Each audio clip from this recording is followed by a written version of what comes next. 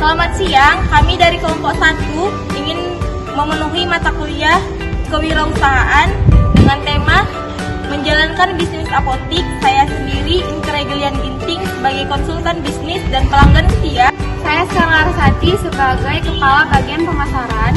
Saya Nisa Peja sebagai petugas pelayanan pelanggan.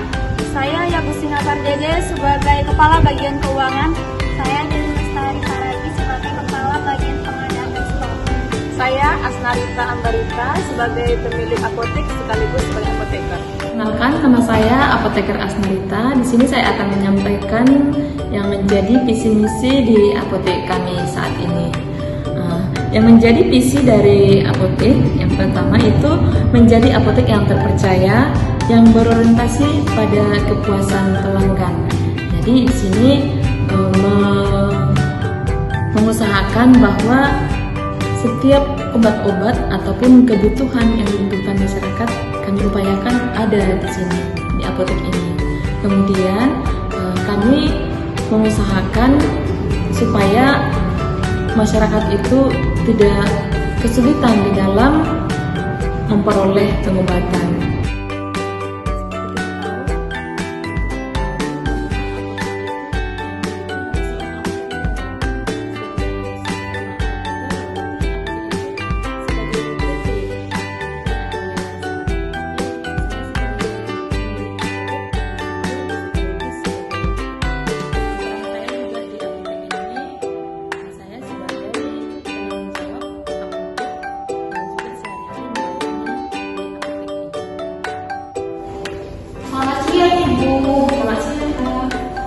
Saya Inke sebagai konsultan bisnis dari PT Infarma. Jadi di sini saya mau menjelaskan Bu bagaimana kiat-kiat untuk pembuka bisnis semula ya Bu. Jadi di sini kita perlu mengetahui visi misi dari usaha kita, baru kita melakukan riset apa. Di situ kita mau mengetahui bagaimana keadaan lingkungan dan apa yang produk apa yang ingin kita rancangkan.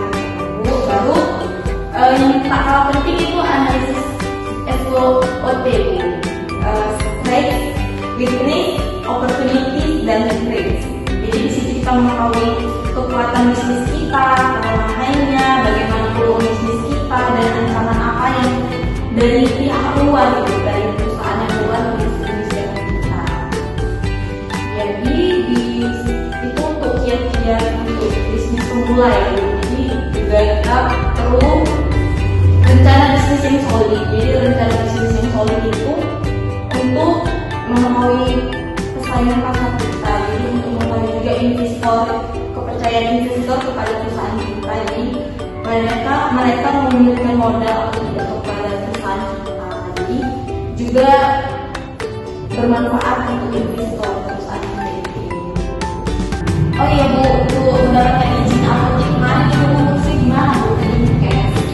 Kalau untuk pendirian apotek awalnya sih pastinya sudah lengkap kan, apotekernya sudah, jadi kita tinggal mengurus surat-suratnya apoteker untuk SIK-nya, surat izin kerja atau SIPA, kemudian ke IAI dulu, Persatuan Pemerintah Ikatan Apoteker Indonesia.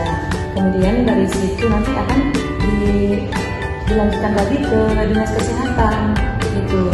Kalau soal pendirian bangunan sih sudah lengkap juga, nanti administrasi, baru surat menyurat, baru ke TSP untuk pendirian bangunannya itu juga.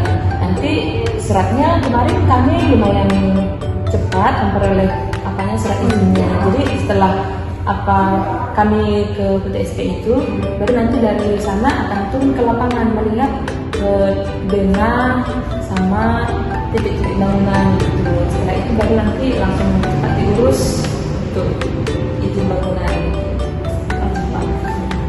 Baik Bu, terima kasih Bu atas pembicaraannya pada hari ini. Semoga kedepannya apoteknya sukses ya Bu. Terima kasih ya Bu. Datang untuk menyampaikan pelaporan keuangan kita di apotek. Boleh saya lihat ya?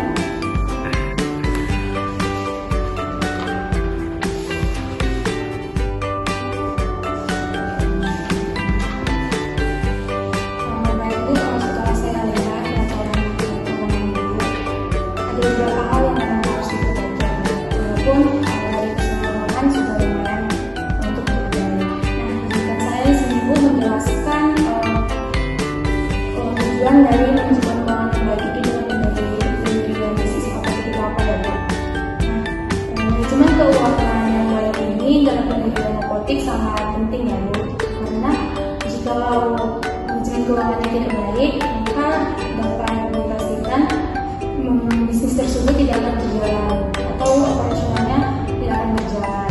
Nah, selain itu kita juga harus memperhatikan yang termasuk kalau ke dalam bagian-bagian manajemen keuangan baik itu Bu, itu ada menyusun anggaran.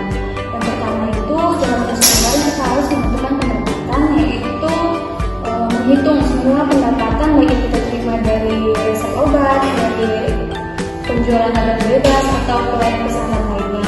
Yang kedua itu ada kita harus mengidentifikasi pengeluaran. Nah, dalam mengidentifikasi pengeluaran ini kita harus mencatat semua pengeluaran yang kita lakukan seperti membayar penyewaan gedung, membayar karyawan. Yang kedua itu adalah mengidentifikasi pengeluaran. Termasuk mengidentifikasi pengeluaran itu Bu, yaitu mencatat semua biaya-biaya pengeluaran yang dikeluarkan, yaitu seperti pembayaran gedung, pembayaran listrik, pembayaran karyawan, dan pembayaran lainnya. Kemudian Bu, ada juga menyusun prioritas pengeluaran. Nah, kita dalam menjalankan bisnis apotek ini kita harus pandai dalam memilih prioritas mana yang harus masuk dalam anggaran. Karena jika kita tidak memilih prioritas mana yang harus kita prioritaskan, kemungkinan kita akan mengalami kerugian. Karena seperti pengadaan obat yang memiliki margin tinggi. Kemudian Bu, ada cadangan biaya. Cadangan biaya ini fungsinya untuk dana darurat Bu. Jika sewaktu-waktu apotek mengalami situasi yang tidak, kalau kita menyusun pendapatan tadi Bu, yang kita lakukan lagi yaitu pengelolaan arus kas. Nah, bagian-bagian yang termasuk ke dalam pengelolaan arus kas ini yang pertama ada pemantauan arus kas, yaitu kita harus memantau pemasukan dan pengeluaran baik harian, mingguan atau per bulan dari semua pembayaran yang kita terima. Yang kemudian ada penyusunan jadwal pembayaran, yaitu kita harus menyusun jadwal pembayaran, kapan kita harus membayar uang sewa gedung, membayar air, listrik, karyawan, dan pembayaran lainnya. Kemudian yang ketiga itu ada pengelolaan hutang dan piutang. Jadi Bu, kita juga harus mengelola piutang yang ada dari konsumen dan menghindari hutang yang tidak produktif. Yang terakhir itu ada optimalkan stok barang. Jadi dalam mengoptimalkan stok barang ini kita harus memilih barang mana yang harus kita beli dan kita butuhkan, serta membeli barang sesuai dengan kebutuhan. Jika manajemen keuangan yang baik ini telah terlaksana Bu, maka kita akan mencapai kebijakan finansial, meningkatkan profitabilitas, dan menjaga stabilitas usaha kita tetap terjalan. Terima kasih.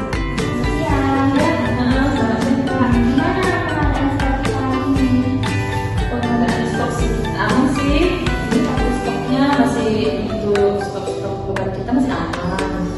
Kemudian untuk bulan ini sama bulan lalu kebetulan kan di sini agak musim dingin, musim hujan ya. Jadi yang kita ada itu lebih ke obat-obat flu, demam, sama vitaminnya. Jadi untuk yang lain masih aman. Penyimpanan juga masih aman.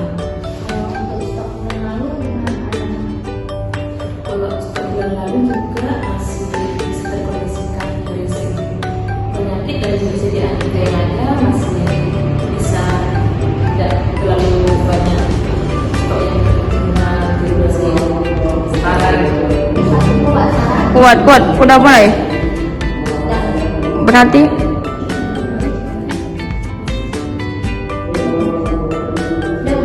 udah. obat-obatan yang kita yang ini tidak aman. Iya, masih aman. Makasih Ibu. Ibu, saya sekarang hati dari Kepala Bagian Pemasaran. Di sini saya mau share Ibu tentang strategi pemasaran apotek Ibu. Ibu sebelum ini gimana? Kalau pemasaran di apotek kami sih, kami biasanya buat konten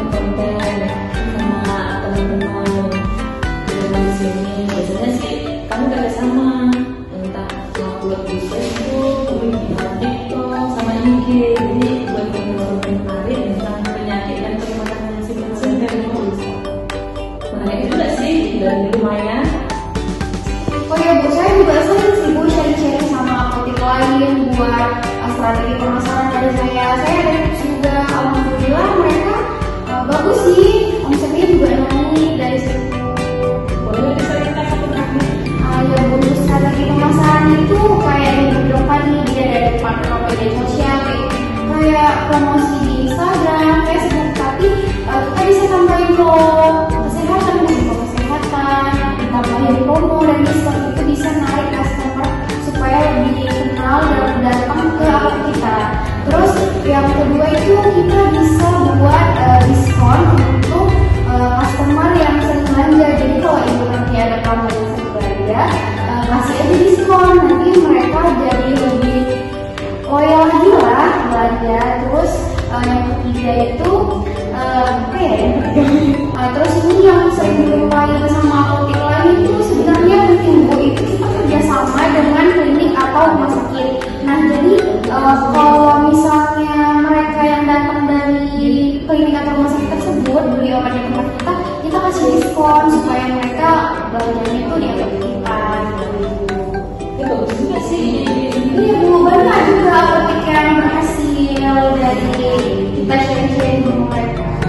Oh, mudah-mudahan nanti akan coba kan mereka pasti lebih banyak gitu ya.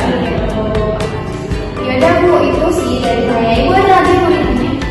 Itu aja sih, itu nambah tips satu untuk promosi kami. Permisi Bu. Iya Bu, ada yang saya bantu. Ini Bu mau beli obat. Gimana ya Bu? Gini Bu, kepala saya pusing, badan saya kayak kerasa lesu terus gitu. Udah berapa hari ya Bu kena sebulan? Sehari ini lah Bu, 2 hari lalu. Oh iya, Ibu ada enggak? Udah cek tensi belum Bu? Siapa tahu tensi Ibu rendahan. Oh iya belum Bu, di sini ada Bu. Oh ada Bu. Boleh dong Bu sekalian. Bentar ya Bu. Iya Bu. Minta waktunya sedikit ya Bu, kita ke ruangan sebelah untuk cek tensi Ibu ya. Iya boleh Bu. Baik Bu. Sebentar ya Ibu, Ibu bisa ke sana. Izin ya Ibu.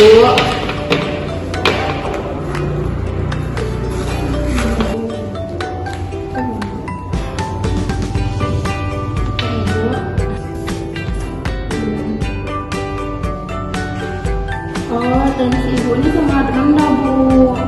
Ya Bu, sebelumnya tensi Ibu berapa ya? Biasa lama aja sih Bu, 120 gitu. Oh, tapi dia di sini 90 sih Bu. Mungkin Ibu karena kecapean kali ya Bu. Gimana ya Bu kalau saya tambahkan dengan vitamin gitu? Oh iya boleh Bu. Oh, baik Bu, saya tambahkan vitamin ya Ibu. Sebentar ya Ibu. Iya Bu. Oh iya Bu, ini Bu vitamin yang saya bilang itu, ini diminum ya Bu 1 kali sehari. Efek sampingnya ini seperti mual dan muntah. Oh iya, untuk Ibu nyimpannya itu di tempat yang kering pada suhu 25 derajat Celcius ya Bu. Tambahannya Ibu beristirahat dengan cukup, banyak minum air putih ya Bu. Iya baik Bu. Tadi diminum 1 kali sehari ya? Iya Bu, minum sehari ya Bu. Kalau bisa minumnya malam juga nggak apa-apa. Intinya Ibu harus banyak istirahat. Oh iya Bu, saya boleh nanya-nanya sedikit ya Bu? Iya boleh Bu. Gimana ya Bu pengalaman Ibu belanja di apotek kami? Iya Bu, saya senang kali loh belanja di sini. Apa barangnya itu banyak gitu, semua tersedia dari kesehatan, semuanya lah kan Bu. Terus kan Bu, Ibu kliennya ramah-ramah kali loh gitu. Masya Allah. Terus tempatnya bersih, nyaman gitu. Ya, terima kasih ya Ibu. Semoga Ibu cepat sembuh ya. Iya makasih Bu.